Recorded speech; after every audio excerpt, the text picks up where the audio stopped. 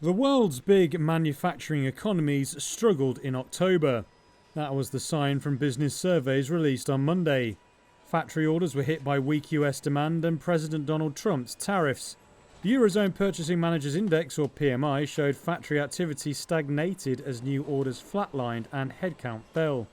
Export powerhouse Germany showed little sign of recovery as production growth slowed again. France's manufacturing sector stayed weak while Italy's contracted marginally. Factories had their strongest month in a year in Britain, which is outside the EU. But the recovery was driven by a one-off bounce from the restart of production at carmaker Jaguar Land Rover after it was hit by a cyber attack. Trump's visit to Asia last week led to some progress in trade negotiations with the region's large manufacturing economies.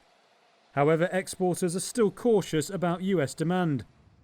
PMI data showed Monday manufacturing activity in China grew at a slower pace last month while it fell in South Korea. Export orders in both countries also declined. Friday's official PMI survey confirmed China's factory activity fell for the 7th straight month. Analysts argue it suggests an earlier export rush to get ahead of US tariffs had ended.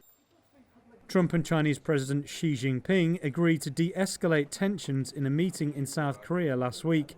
It included a one-year delay in reciprocal tariffs. But analysts say the agreement does little to address a deeper divide between the world's two economic superpowers.